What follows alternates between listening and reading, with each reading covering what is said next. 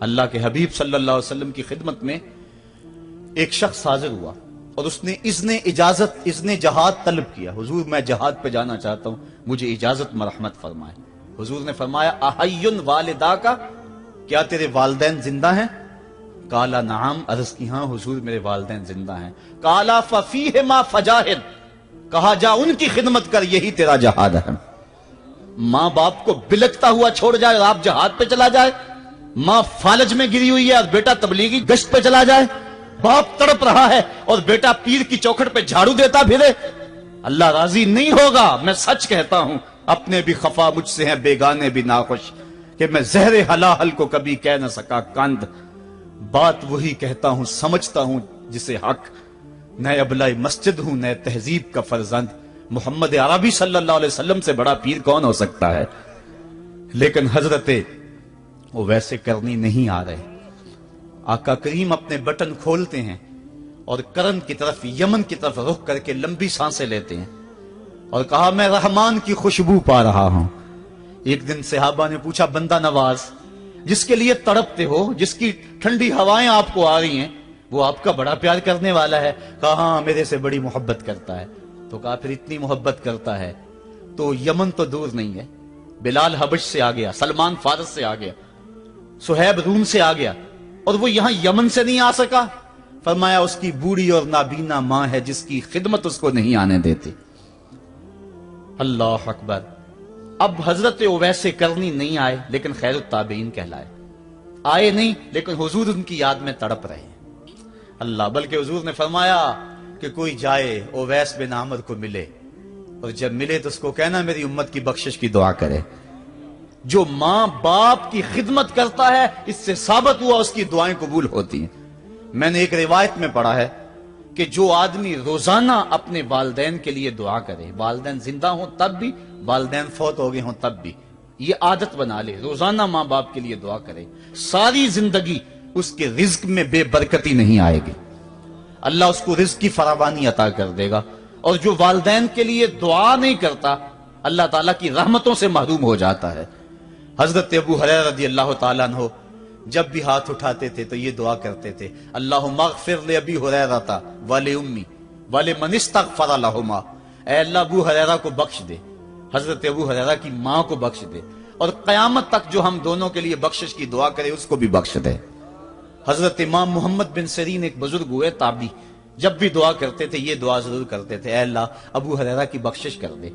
کسی نے کہا کہ تمہیں ابو ہریرہ رضی اللہ تعالیٰ عنہ ان کی ماں سے بڑی ہمدردی ہے.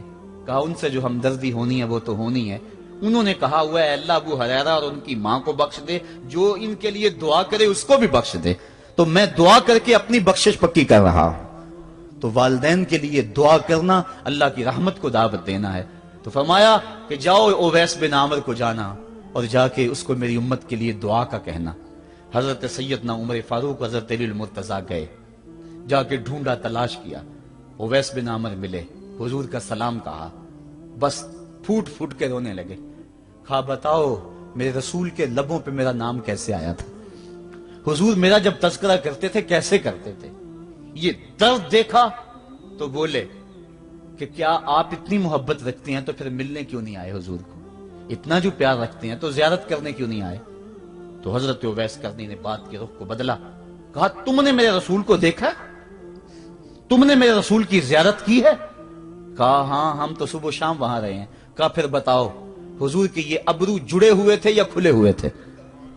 اب دونوں حیران ہو گئے. کہا تم نے تو دیکھا, میں نے تو دیکھا نہیں, تم بتاؤ نا. پھر میں تو گیا نہیں, مجھے کہتے ہو گیا نہیں, تم بتاؤ حضور کے ابرو جڑے ہوئے تھے یا کھلے ہوئے تھے؟ حیران ہیں. کہا حضور آپ ہی بتلائیے. کہا کوئی دور سے دیکھتا تو جڑے ہوئے نظر آتے, قریب آ کے دیکھتا تو کھلے ہوئے نظر آتے. یہ وہ ہے جو ماں کی خدمت کرتا رہا اور حضور کے دربار میں حاضر نہیں ہو سکا, لیکن حاضری اس کی تھی, وہ جہاں بھی تھا وہ نبی کے قرب میں تھا.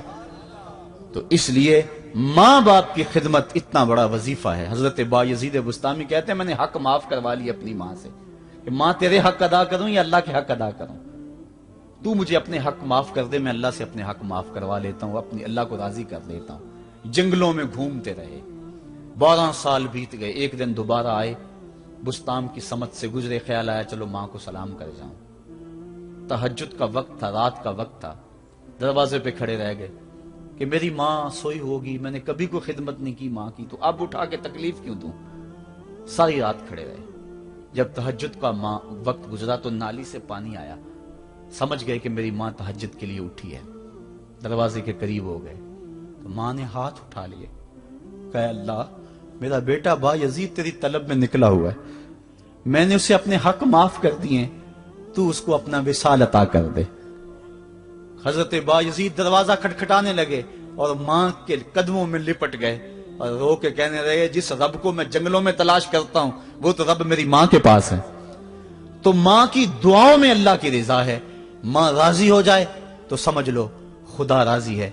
अल्लाह ताला जल्ला शानहू ने इरशाद फरमाया, वक़दा रब्बुका अल्ला ताबुदू इल्ला इय्याहु, तेरे रब ने यह तय कर दिया है कि उसके अलावा किसी की पूजा नहीं करोगे। व बिल वालिदैन इहसाना, और वालिदैन के साथ उसने सुलूक से पेश आओगे।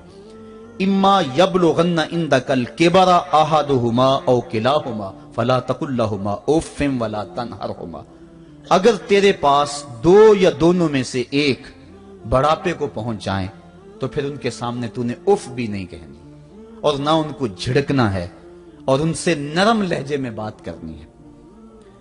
जब माँ बाप जवान हो, बच्चों की जरूरियात पूरी कर रहे हैं, उनके तालीमी अखराजात और उनके मुआशी सारे मामलात दुरुस्त कर रहे हो, तो उस वक्त तो वालिदैन की बच्चे ताजीम करते ही हैं। इम्तिहान उस वक्त शुरू होता है जब माँ बाप बूढ़े हो जाते हैं और चलने फिरने की सख्त भी नहीं रहती, सिर्फ सांस की एक डोरी लटकी रहती है। और जिस तरह बच्चा अपने बदन से मक्खी भी नहीं उड़ा सकता था, अब ये हालत माँ बाप पर आ गई और बच्चे की तरह मिजाज चिड़चिड़ा हो गया। जमाने के हालात बदल गए, लेकिन माँ की पुरानी, बाप की वो पुरानी रवश है, वो उसी अंदाज में, उसी डगर में बात करता है। ये आजमाइश के दिन है, ये इम्तिहान के दिन है। अब देखना है वालिदैन की इस वक्त ताजीम कौन करता है।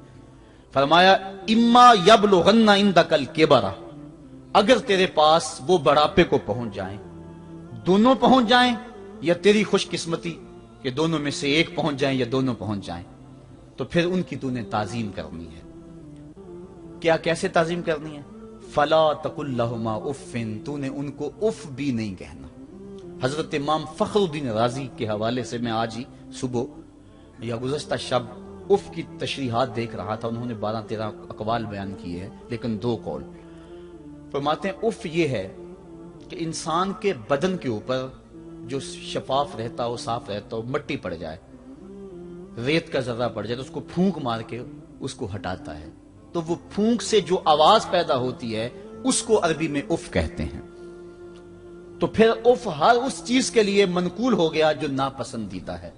एक तो कौल ये है कि वालिदैन के सामने इस एहतियात से रहो।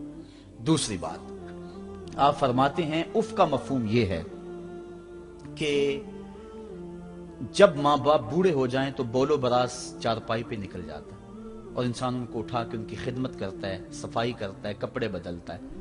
इंसान की तबीयत में जो फितरी नफासत है उसके तहत उसको माँ बाप से जो मकरूह और नापसंदीदा बू आती है उससे वो बचना चाहता है। वो नफरत माँ बाप से नहीं होती, वो नफरत उस बदबू से होती है जो माँ बाप के बदन से या चारपाई से या कपड़ों से उठ रही है। तो बंदा अपने जो है वो नाक पे कपड़ा रख लेता है उस बदबू से बचने के लिए। तो उफ के मफहूम को बयान करते हुए हजरत इमाम राजी कहते हैं कि इंसान को इस बात से भी रोका गया है कि तू अपने नाक पे कपड़ा रख के अगर उनको सफाई कर रहा होगा तो माँ बाप के नाजुक दिल पे कहीं ये बोझ ना आ जाए कि मेरा बेटा मुझसे नफरत कर रहा है। इसलिए वालिदैन की ताजीम का आलम यह है कि तू खुले नाक से उनकी खिदमत करे और वो बदबू सहता रहे और अपने नाक के ऊपर कपड़ा भी न रखे कि तेरे माँ और तेरे बाप के दिल के अंदर इतना खलाल और मलाल भी पैदा ना हो। यह है उफ का जुमरा। हजरत इमाम हसन रदी अल्लाह तआला अन्हु ने सारी जिंदगी अपनी वालिदा हजरत फातिमा तो ज़हरा के साथ बैठ के खाना नहीं खाया था। एक दिन हजरत सैयदा फातिमा ने फरमाया कि बेटा मेरा जी चाहता है कि मेरे साथ तुम बैठ के खाना खाओ, लेकिन तुमने कभी भी मेरे साथ बैठ के खाना नहीं खाया, क्या वजह है इसकी? तो हजरत इमाम हसन फरमाने लगे, अर्ज करने लगे, अम्मी मैं इस डर से आपके पास बैठ के खाना नहीं खाता कि कहीं किसी लुकमे की तरफ आपकी नजर बढ़ जाए और मैं अदमे आगही की वजह से अपने हाथ को उस लुकमे के पे डाल लूं। और ना जान सकूं कि इस लुकमे को उठाने का इरादा मेरी मां के दिल में पैदा हो चुका है और मैं अल्लाह की रहमतों से महरूम हो जाऊं, इस डर से मैं आपके साथ बैठ के खाना नहीं खाया करता। यानी मां बाप की ताजीम का आलम यह है, उफ तक ना कहो।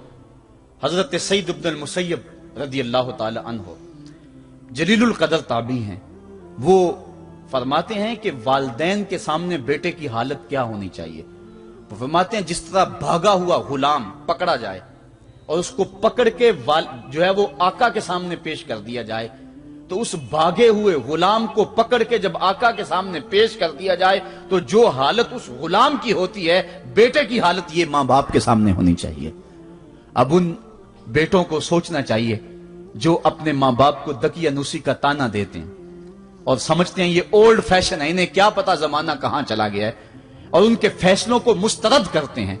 उलमा ने इस बात को तफसील के साथ बयान किया है कि शरीयत के जो कतई ज़ाब्ते हैं, उन ज़ाब्तों और उन कवानीन को और उन मामलात में तो वालिदैन की फर्माबरदारी नहीं होगी अल्लाह की अगर मासियत होती हो, लेकिन जो मामले शक वाले हैं वहां मां बाप के कौल को तरजीह दी जाए। तो फरमाया उनके सामने उफ भी नहीं कहनी, वकुल लहुमा कौलन करीमा, और उनसे नरम लहजे में बात करनी है। वख्फिद लहुमा जनाह ज़ुल्ल मिनर रहमा, और उनसे बात और उनके लिए अपने बाजू बिछा लेने हैं नरम दिली की वजह से, नरमी की वजह से। जब जानवर जमीन की तरफ रुख करता है, ऊपर से नीचे की तरफ आता है तो अपने परों को सकेड़ लेता है, तो उसके लिए ये लफ्ज बोले जाते हैं वख्फिज लहुमा जनाह